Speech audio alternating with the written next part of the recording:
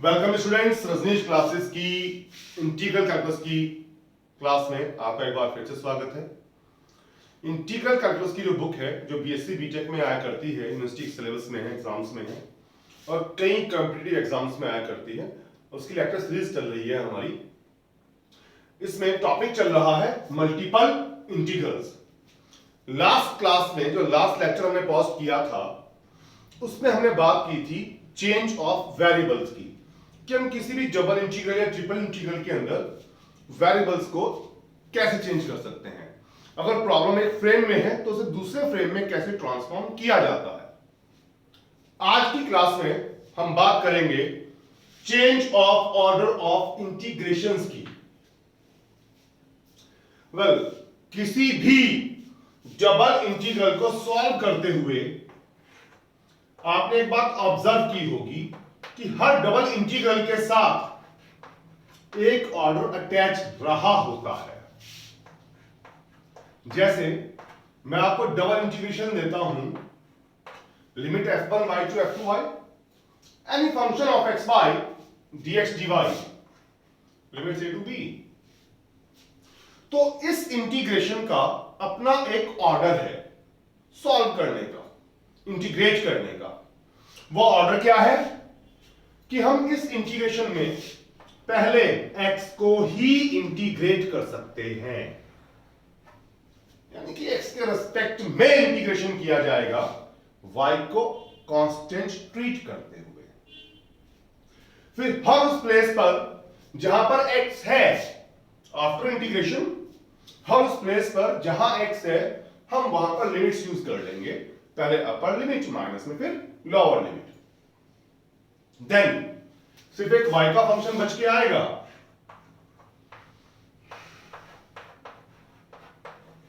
फिर इसे y के रेस्पेक्ट में इंटीग्रेट किया जाएगा, लिमिट डाल दी जाएगी।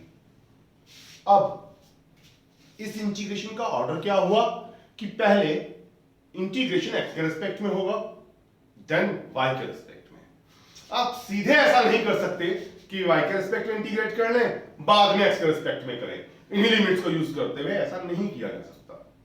इसका अपना ऑर्डर है। ऑर्डर क्या हुआ कि पहले इंटीग्रेशन x के रेस्पेक्ट में होगा, देन y के रेस्पेक्ट में होगा। ऐसे ही अगर मैं इंटीग्रेशन लिखूं a to b f1x to f2x a function of xy dy dx, तो अब इसका जो ऑर्डर हुआ वो इस तरह से हुआ कि पहले y के रिस्पेक्ट में इंटीग्रेशन होगा x कांस्टेंट रखते हुए, इंटीग्रेशन के बाद y के प्लेस पर लिमिट्स यूज रहेंगी, पहले अपर लिमिट माइनस में लोअर लिमिट। ऐसा करने पर सिर्फ x का फंक्शन बचेगा हमारे पास, उसे तब हम x के रिस्पेक्ट में इंटीग्रेट कर देंगे, जहां x है वहां पे लिमिट्स यूज कर लेंगे। तो देखा जाए तो किसी भी डबल इंटीग्रल के साथ एक ऑर्डर अटैच हो जाता है और ये ऑर्डर सेट होता है हमारे स्ट्रिप के एज्यूम्पशन के ऊपर। अगर हमने स्ट्रिप एक्स एक्सिस के पैरेलल इमेजिन की हुई है, ये तो मैंने आपको पढ़ाया था लास्ट लेक्चर्स में है, जिन स्टूडेंट्स को नहीं आता वो जाकर इससे पहले लेक्चर्स देखें तब इस क्लास को अटेंड करें, ये मेरी आपसे रिक्वेस्ट है।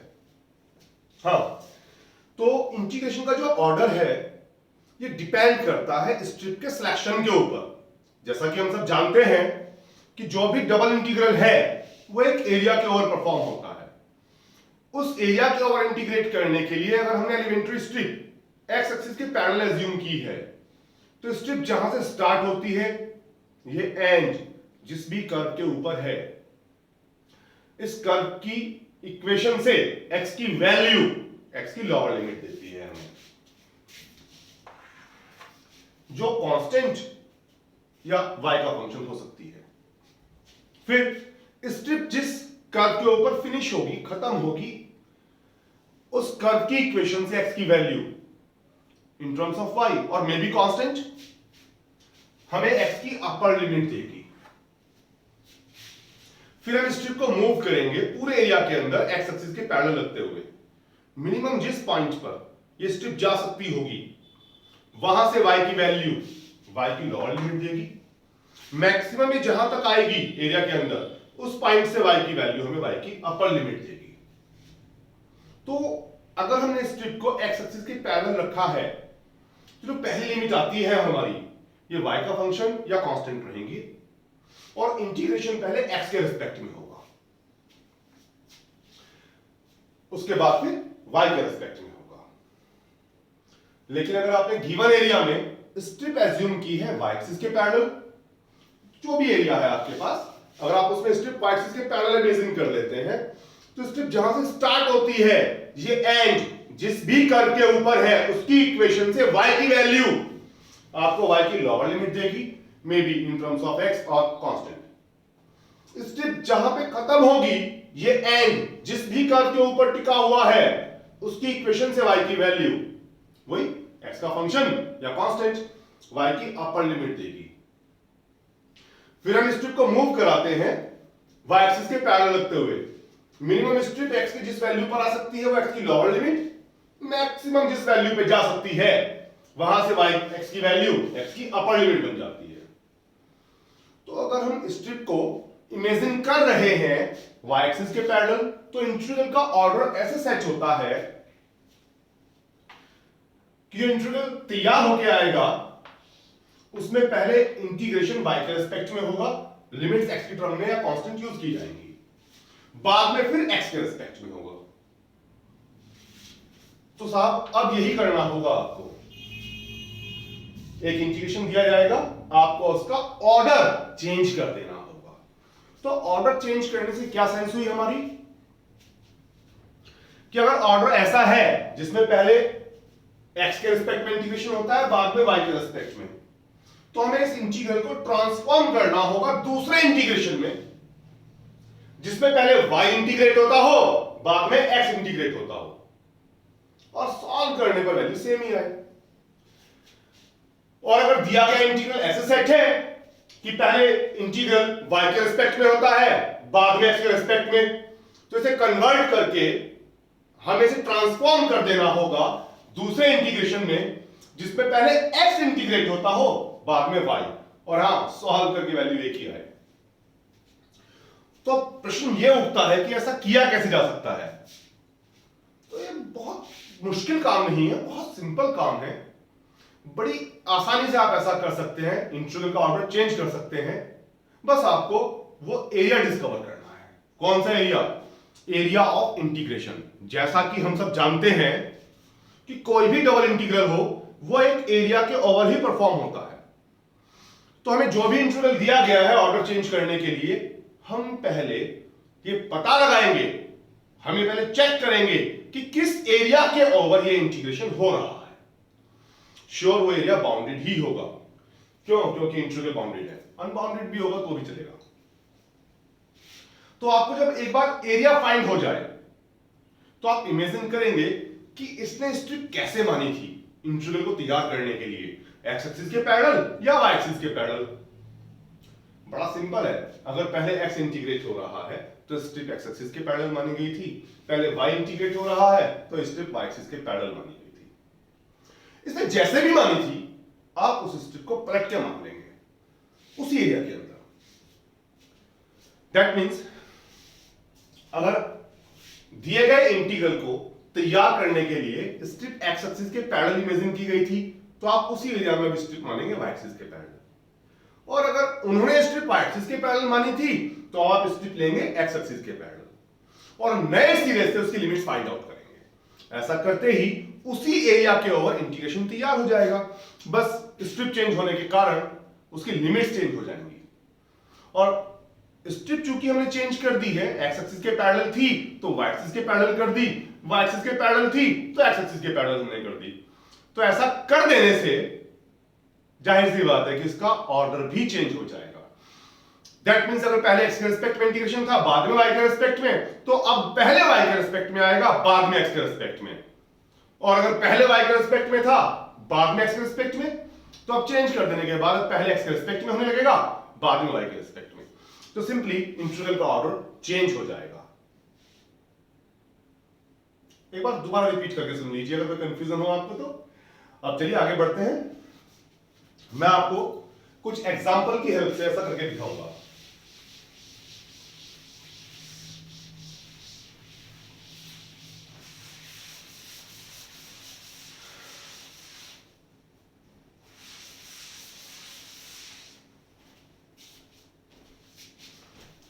जी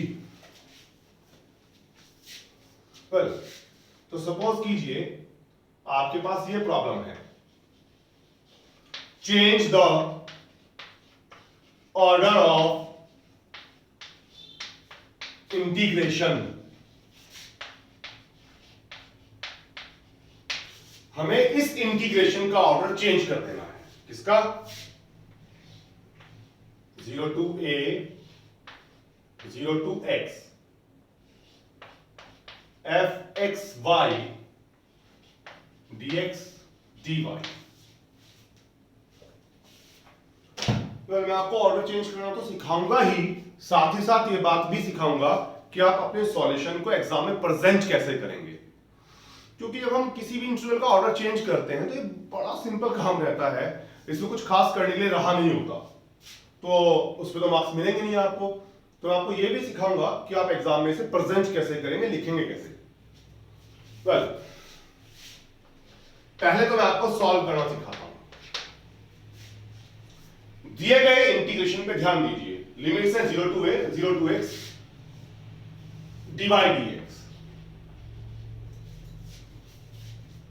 यानी कि इसका ऑर्डर ऐसे सेट है कि पहले y के रिस्पेक्ट में इंटीग्रेशन होगा, देन x के रिस्पेक्ट में।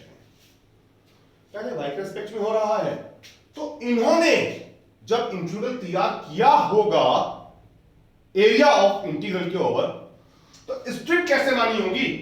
y एक्सिस के पैरेलल। जब इन्होंने स्ट्रिप y एक्सिस के पैरेलल इमेजिन की होगी, तो वह स्ट्रिप जहां से भी शुरू होगी, ये एंड जिस कर्व के ऊपर होगा उस कर्व की इक्वेशन से y की वैल्यू आई होगी 0, और स्ट्रिप जहां पे खत्म होती होगी, ये एंड जिस भी कर्व के ऊपर होगा उस कर्व की इक्वेशन से y की वैल्यू आएगी x। तो मैं ये कर्व आपके लिए ट्रेस कर देता हूं, x एक्सिस y एक्सिस। तो स्ट्रिप कहां शुरू हुई भाई? y इक्वल 0 से। खत्म कहां हुई? y इक्वल x के ऊपर, y इक्वल x। ये तो स्ट्रेट लाइन है जो ओरिजिन से पास होती है और 45 डिग्री एंगल बनाती है x एक्सिस के साथ। It's the line of y equal x। तो इन्होंने जो एरिया ऑफ इंटीग्रेशन था उसमें स्ट्रिप एज्यूम की थी y एक्सिस के पैरेलल। स्ट्रिप शुरू हुई थी y इक्वल 0 से, खत्म हुई y इक्वल x के ऊपर। स्ट्रिप जब मूव करती है मिनिमम कहां आती है? x इक्वल 0 पे। वो तो ओरिजिन पे होता है, यहां पर मैक्सिमम जाती है x इक्वल a पर। एक स्ट्रेट लाइन ड्रॉ कर ली मैंने x इक्वल a की। x इक्वल a की लाइन y एक्सिस के पैरेलल होगी और a डिस्टेंस पर होगी। तो साहब जितना आप समझ पा रहे होंगे उसके मुताबिक क्या लग रहा है कि ये a एरिया ऑफ इंटीग्रेशन है। मैं आपको वेरीफाई भी किए देता हूं। स्ट्रिप एज्यूम करें y एक्सिस के पैरेलल, शुरू कहां हुई देखते रहिएगा, y इक्वल 0 से। स्ट्रिप जहां खत्म होती है वहां से y x। स्ट्रिप मूव कराइए मिनिमम x इक्वल 0 पर, मैक्सिमम x इक्वल a पर। तो ये एरिया ऑफ इंटीग्रेशन है ना।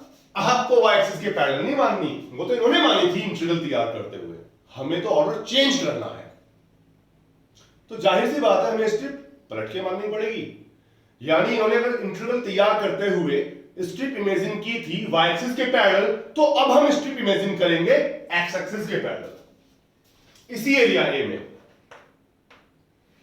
लीजिए मैं एक स्ट्रिप एज्यूम कर लेता हूं आपके लिए PQ। अब स्ट्रिप जहां से स्टार्ट होती है, ये एंड जिस भी कर्व के ऊपर है, इसकी इक्वेशन से x निकालिए, क्या आएगा? ये तो लाइन y पर x के ऊपर है, इसकी इक्वेशन से x की वैल्यू y। स्ट्रिप जहां खत्म होती है, ये एंड जिस भी कर्व के ऊपर है उसकी इक्वेशन से एक्स की वैल्यू ए।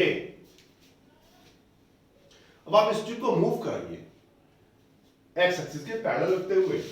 स्ट्रिप मिनिमम आएगी एक्स एक्सिस के ऊपर, यहां से y की वैल्यू 0। मैक्सिमम इस एरिया में स्ट्रिप कहां जा सकती है, इस पॉइंट पर। यह पॉइंट हमें निकालना होगा। तो यह पॉइंट क्या है, लाइन x इक्वल a और लाइन y इक्वल x का इंटरसेक्शन। इंटरसेक्शन पॉइंट निकालने के लिए मैं दोनों कर्व से x की वैल्यू इक्वेट कर देता हूं। x को a डाला, y भी a, x a y a, इस पॉइंट के कोऑर्डिनेट आ गए a a। तो स्ट्रिप इस एरिया के अंदर x एक्सिस के पैरेलल रहते हुए मिनिमम आएगी y इक्वल 0 पर, मैक्सिमम आएगी y इक्वल a पर। तो अगर मैं एरिया पलट के, स्ट्रिप पलट के इसी एरिया के ओवर इंटीग्रेट करता हूं तो लिमिट्स क्या आती हैं, स्ट्रिप शुरू हुई x इक्वल y से, x की लोअर लिमिट y, स्ट्रिप खत्म हुई x इक्वल a पर, x की upper limit a, strip I minimum y equal 0 पर, y की लोअर लिमिट 0, स्ट्रिप गई मैक्सिमम y इक्वल a पर, y की अपर लिमिट a। जिस फंक्शन का इंटीग्रल हो रहा है ये अनचेंज रखना है। dy dx अब क्या बन जाएगा, dx dy, क्योंकि अब हमने स्ट्रिप x एक्सिस के पैरेलल इमेजिन की है। तो आप इसे सॉल्व करें या इसे, क्योंकि एक ही एरिया के ओवर इंटीग्रेशन है तो वैल्यू सेम ही आनी है। तो आप देख सकते हैं कि दिए गए इंटीग्रल का ऑर्डर चेंज हो गया है? लेकिन मुसीबत यह है कि इसके ऊपर मार्क्स नहीं मिलेंगे। तो आप प्रॉब्लम को प्रेजेंट कैसे करेंगे एग्जाम के अंदर, उसके ऊपर बात करते हैं। चलिए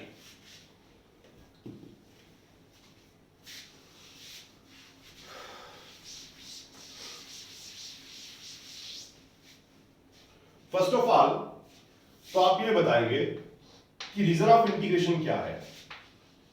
here region of integration is bounded by curves। किन कर्व से बाउंड है region of integration, y equal 0 and y equal x,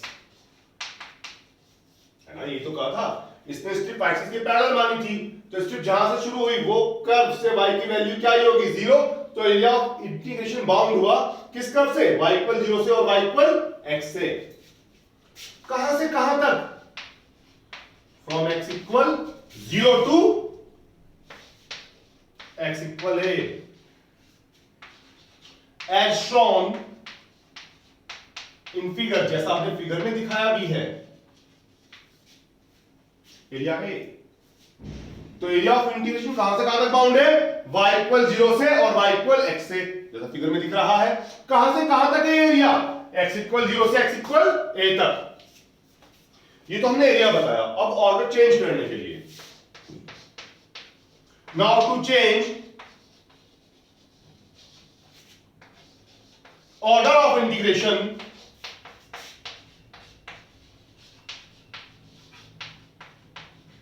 consider elementary strip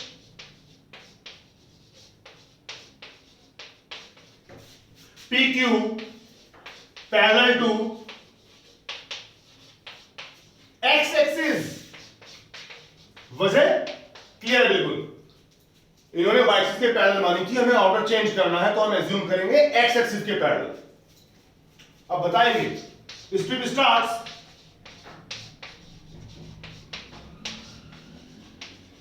from point P, strip शुरू होती है पॉइंट P से। पॉइंट P जिस भी कर्व के ऊपर है उस कर्व की इक्वेशन से x की वैल्यू y, ये x की लोअर लिमिट बनेगी ऑर्डर चेंज करने के बाद। एंड सेट, स्ट्रिप खत्म किस पॉइंट पे होती है, Q पर। Q जिस भी कर्व के ऊपर है उसकी इक्वेशन से x की वैल्यू a, जो भी है कर्व वहां से x निकाल लीजिए ईमानदारी से, x a आया। And strip can move from, strip कहां से कहां तक मूव कर सकती है, y equal 0 to y equal a। ऐसा है तो